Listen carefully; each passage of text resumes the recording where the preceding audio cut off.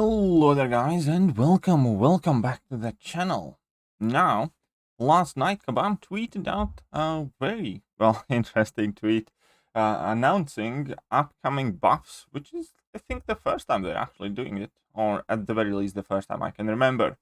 So, the champions getting buffed in the month of July are Bishop, Diablo, and Ronin. I swear at this point it does kind of seem that they are choosing who to buff by throwing darts at a dartboard. But hey, let's not dwell on that too much. But overall, I must say that there has been quite a lot of people, well, let's just say less than pleased with the choices of champions that are getting the buffs, whilst our most popular champions, such as OG Hulk, Iron Man, Superior Iron Man, and Hawkeye, and a bunch of other OG Avengers, and like very huge characters like Phoenix and Sentry that are meant to be immensely powerful, are, well, absolutely rubbish in this game. Nonetheless, we have Bishop, Diablo, and Ronin buffs. So as we can see, there are no extra information given to us, but reasonably thinking over it all, and this is where we are going to jump in the game. I do suspect that the champion that's going to get the value only buff is going to be Ronin, because he is the more capable champion, and he already is quite good. Let's just say that he is significantly better than Mole Man was before his value only buff, and we all know how value only buff actually turned out for Mole Man.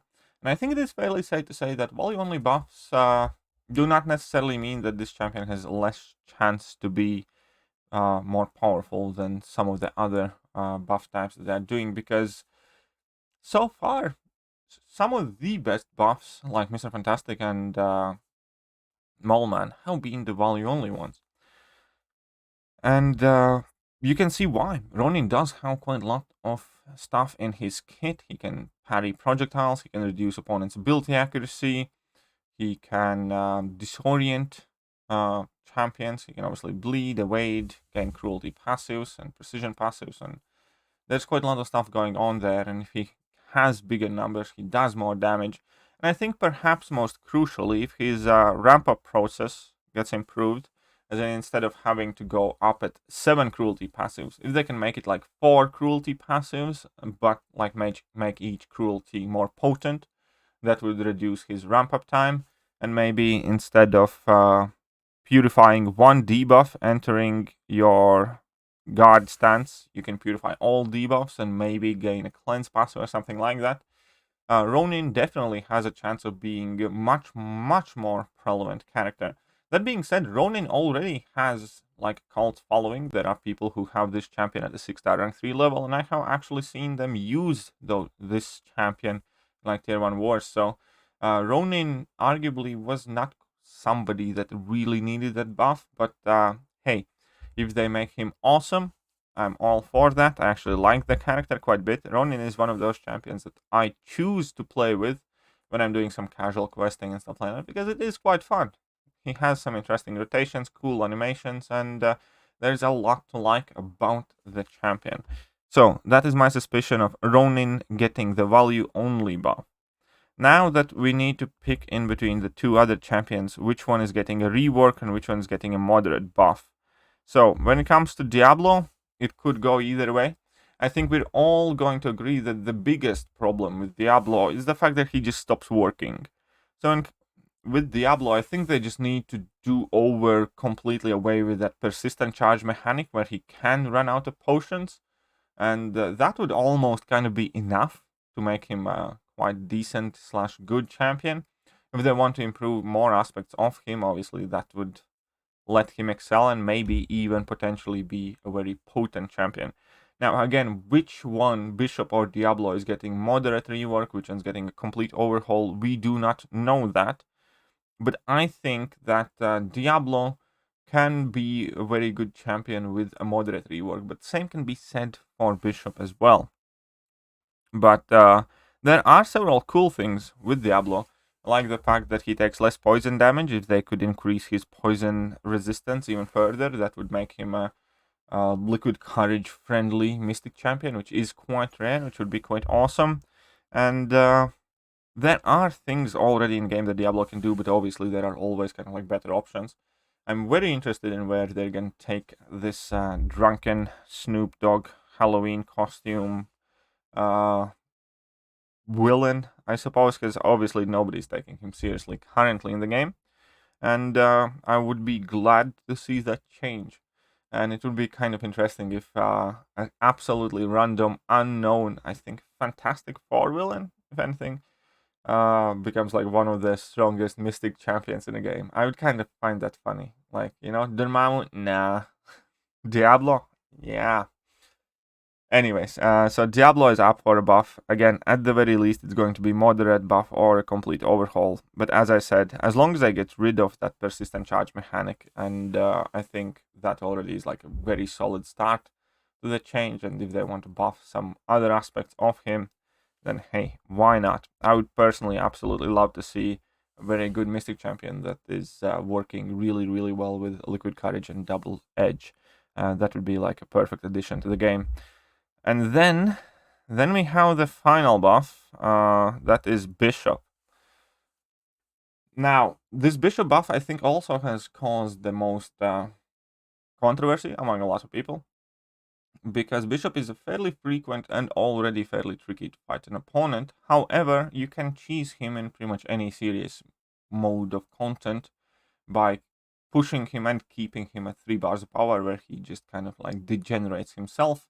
And that is one of the most relevant options in Abyss, how to do this fight as well. You bring in Dr. Doom, and you just don't let him use a special attack, and you let him destroy himself. Now, the good thing there is, no matter how they rework Bishop, that is not going to change. All of these champion buffs and champion updates do not affect Abyss of Legends, Labyrinth of Legends, and Realm of Legends champions in that content specifically. Now, outside of that, when you're facing him in Act 7 or variants, obviously he is going to change. And that's why I also think that this is a champion Kabam has to be very, very careful with, and they need to maintain a lot of the kit that he already has. And I think that's not really an option, because Bishop currently is not a champion that is getting used by many people at all, but he does have several significant cheese applications, so to speak, with his ability to nuke down opponents by being able to start pretty much at 2 bars of power and just, like, I don't know, parry once, drop level to finish a quest fight, and some other things. So this is one of those cases where I think Bishop getting a full-on overhaul might not have been the best pick or call for the character, because I don't think he needs a full-on overhaul to begin with. I think there's quite a lot in his kit, and with a moderate buff at best, by adding some extra abilities, by shutting off a few weaknesses of his, he could have been a decent, good mutant champion, sorry. But since I think they have chosen to go with a full overhaul, it's going to be very interesting to see how it actually has changed. Now, I will, as always, record fights with every single one of these champions before they get the buff, and as soon as they do get the buff, to compare the damage output in solo scenario, damage output with the full-on synergy teams, and all that other good stuff. So it's going to be interesting to see the new kit here, because as we can see, it's not like Bishop is lacking the abilities. That's why I feel strange. We have Bishop, who has this much text in it, and there is a lot to work with, yet he's a champion that somehow gets chosen for an overhaul. And then we have champions like, I don't know, Cap America. Let's go with OG Captain America, who has nothing in his kit. Where is a Cap? Here we go. Let's take a look at the Cap. How much text he has, how many abilities he has. Nothing. That is literally it. And champions like these are getting passed over, and I really dislike it. And the longer this keeps happening, I think the more and more people are going to be disgruntled by the way Kabam selects the champions that are getting buffed. And don't get me wrong, obviously I want all the champions in the contest to be good, but I think that this game and creators of this game owe Marvel at least that much to honor the most popular champions that made this game happen.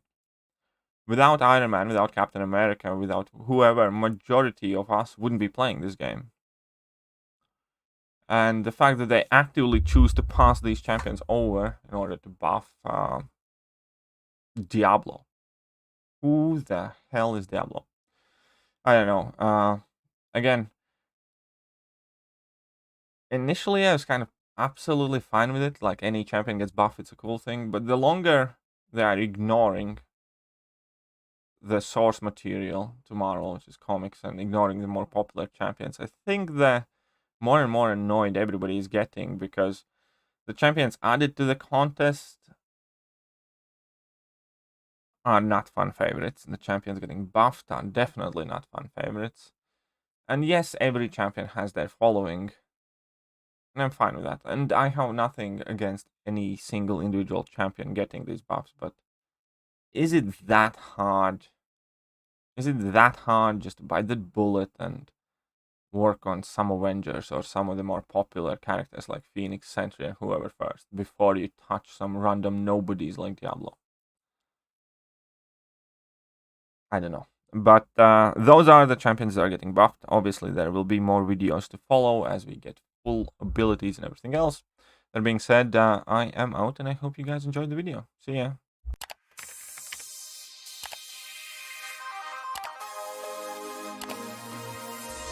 Hello there, guys, and welcome back to the channel. So we have all the information